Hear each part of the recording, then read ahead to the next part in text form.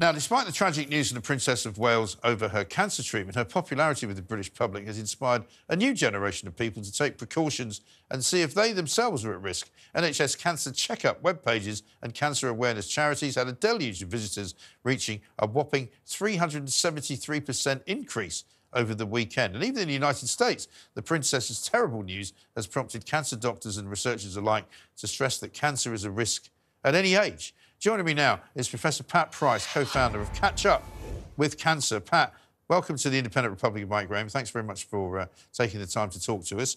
I mean, I think everybody was pretty shocked at the announcement that came on Friday afternoon. Nobody really was expecting it, I don't think, in the way that it was delivered or in the kind of detail that was given to us.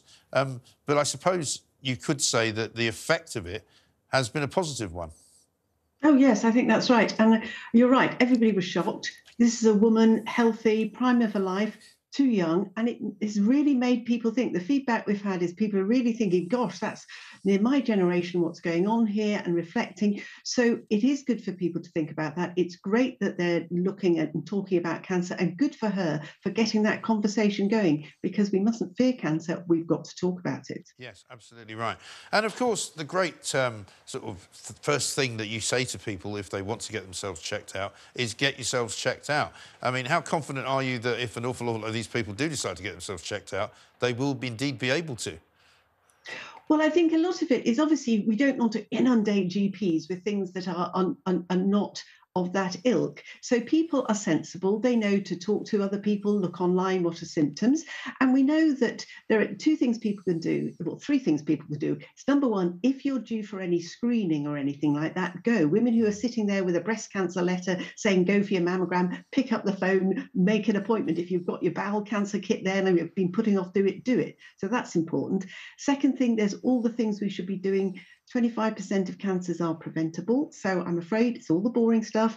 Exercise, reduce the alcohol, stop the smoking, reduce the obesity. I know it's terribly boring, but we can all do something about that, and particularly in the younger age group. And the third thing is we should go when we've got symptoms that may be important. And there's lots of literature online about that. So things like if there's blood any we don't expect, coughing up blood, rectal bleeding, passing blood in the water, things like that are really thinking, whoa, that's not right, that's not me. A lump that isn't going away, a pain that's unusual.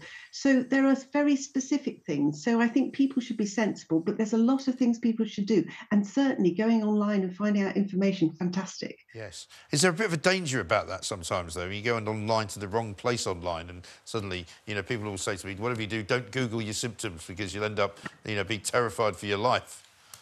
Yes, and I know, and I accept actually just now over this weekend and everything, people are very sensitive and very worried.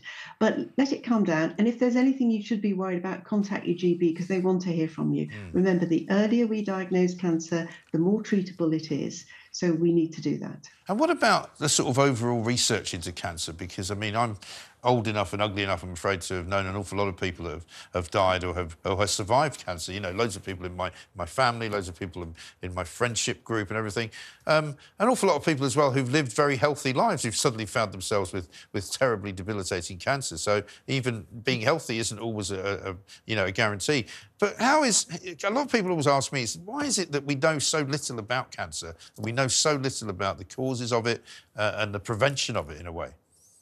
Well, in some ways, we do know quite a lot, but it's the sort of, there's an awful lot of it where we don't know the reason. Like in the princess's case, there are a lot of people who get cancer thinking, I didn't smoke, I didn't drink, I was the right weight, all these sort of things, no cancer in the...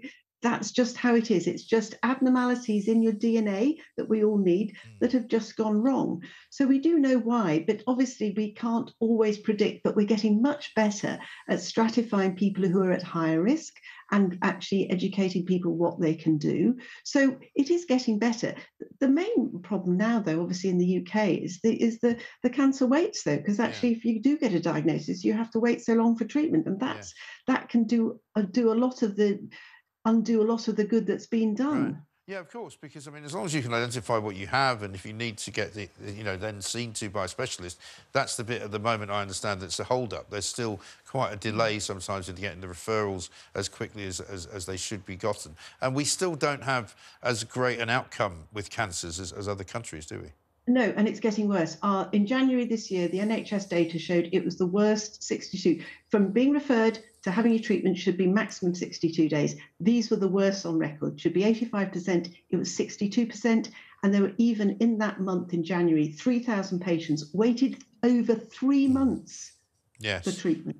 You know, this is totally unacceptable. It is completely a mess. And that's why we're really calling on the government to get a designated cancer plan and get on with it, not keep talking about it. Or what a lot of the trouble is, the PR given out is that everything's getting better. It's not getting better. It's actually getting worse. So we need to do something about it. People understand this. 1 in 2 people get cancer.